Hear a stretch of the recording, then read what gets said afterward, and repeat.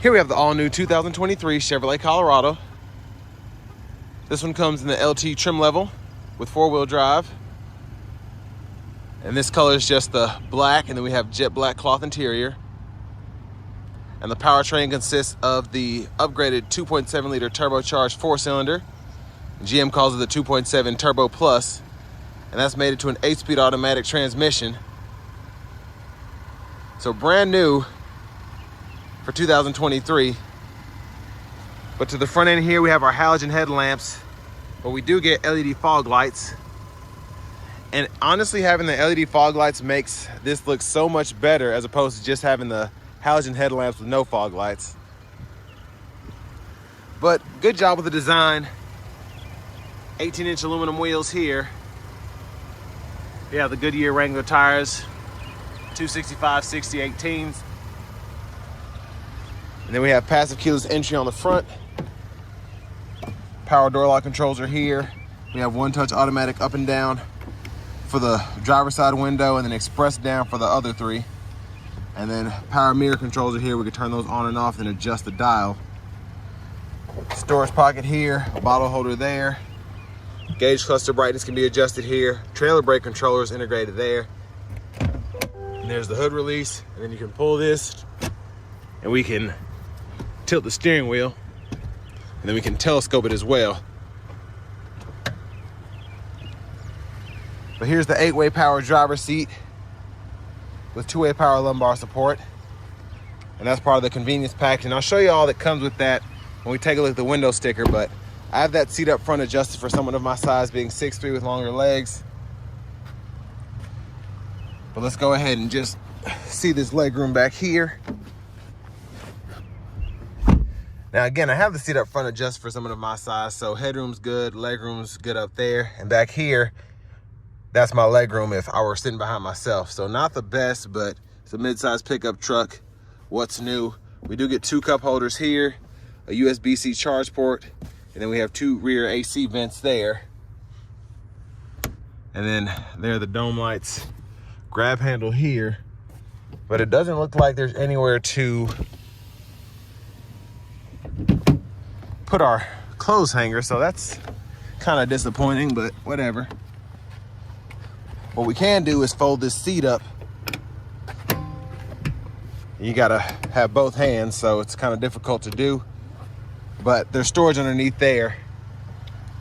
And then the child lock obviously was on, and we can toggle that on and off there. Fuel filler here.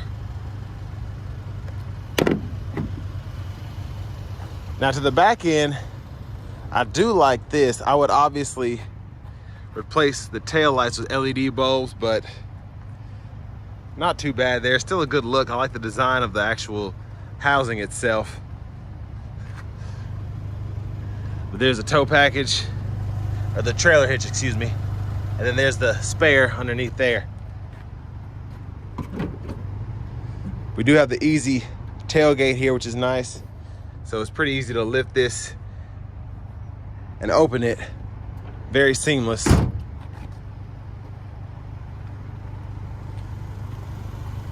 And there's the exhaust tip right there. Well, I guess it's just an exhaust pipe. But a huge shout out to Chevrolet Buick GMC of Murfreesboro for allowing me to review this truck today. I'll leave a link below to it in the description below. And here's our glove compartment here. Decent size. But to the window sticker, you all can pause anywhere you need to take a closer look at anything. But the LT Convenience Package 2 includes a remote start, the 8-way power seat, heated seats, that 2.7 Turbo Plus, and then the Convenience Package just has the fog lamps, the easy lift lower tailgate. So I wouldn't necessarily need the Convenience 2 package for that money, but definitely want that Convenience package just to get the cruise control and then the fog lamps and a few other options there. I think the 18-inch wheels are a must. But I actually like how this one's spec'd out. In general, I like having the Convenience 2 package. I just don't necessarily need it. especially if I'm trying to stay on a budget. Let's take a look underneath the hood. And there's that 2.7 liter turbocharged 4-cylinder, and this hood is on fire. So you have to lift that up to keep it up. And it's mostly covered up there, but probably burn my fingers off trying to close that. Let's go ahead and hop in the driver's seat.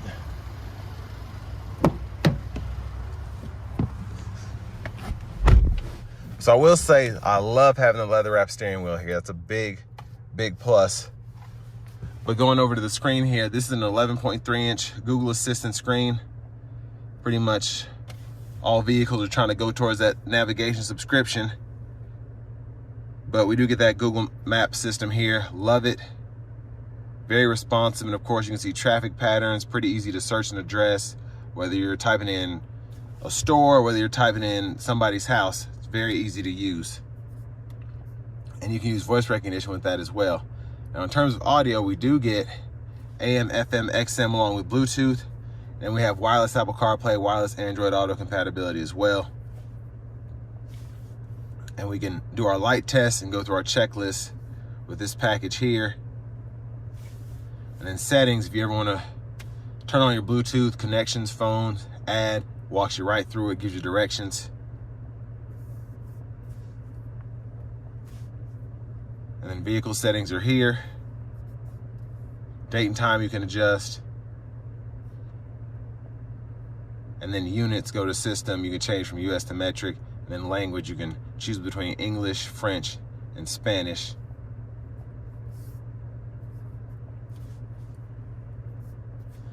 And then vehicle info's here. I like this screen. It does allow you to see like how your tires are, brake pad life, fluids, and then battery voltage, coolant temperature there. And then you can actually zoom in to the graphics here, which are fantastic, by the way, and you can see it that way. Now for your controls, it's one of those things you have to get used to. I don't necessarily like this because I can't turn on my headlamps through the actual vehicle, including the fog lights. I have to go through all of this to turn the fog lights on and off, auto high beams, and then headlamps, all that's there. But the cool thing is, whenever the screen is up, that little indicator there, you just click that, and then you can turn on auto, corners, or your low beams. And that does make sense when you think about it, because if you leave it on auto, you really don't have to touch your headlamps 99% of the time. So you can just make sure it's there, and you probably never have to use that button. But the backup camera's there. Great picture. And I love the guidelines that follow you as you turn the steering wheel. And then you have that trailering view, and then the trailer hitch view as well. And then volume knob here, you can turn it up or down and then click the power button to mute. But you have your 3-stage heated seats for the driver, front passenger. Those buttons are here. You can control direction of the fan speed, or of the fans, excuse me, right here. And then your defrosters are down here. Auto mode's right there. And to turn that off, just adjust your fan speed. Then you can cut the whole system on and off there. AC toggle, and you can sync on and off as well.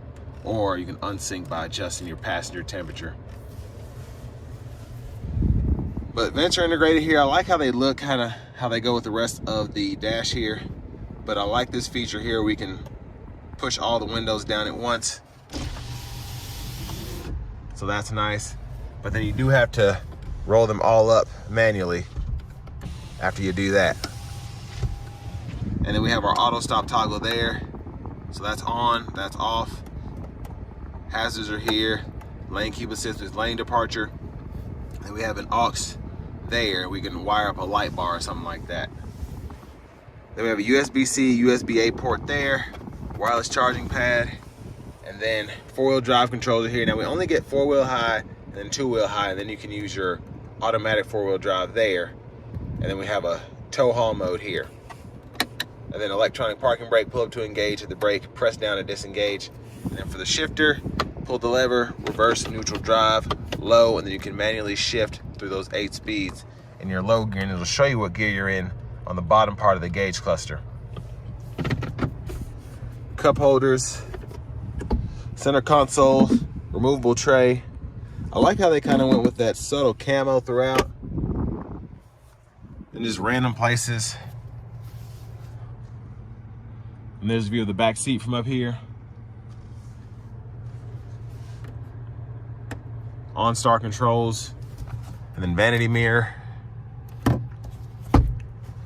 But back to the steering wheel, windshield wiper controls are here. So we have off, and then our intermittent modes are right in there. And then we can do low, high. And then you can use the wiper there, and then you can get your fluid by pushing all the way in. And then when the lights are on, you can toggle the high beams on and off, and then you can flash there. And then to the steering wheel itself, cruise control, on and off, cancel, set, resume, and then your forward collision alert gap adjust. You can adjust that there. And then to the right side, voice recognition. You hit this button here, this pulls up your audio, and then you can use this to scroll through depending on what source you want to use. And then Bluetooth buttons here. And I like this because it shows you different map views, and you can choose from all of that there. But behind the steering wheel on the left side, you can go through your track list and radio station presets. And behind the steering wheel on the right side, you can go through your volume, up, down. But love that gauge cluster again. It's just a good look, and I like the different views that you have. Turn this down a little bit. There's the push button start. And finally, here's the key fob with remote start.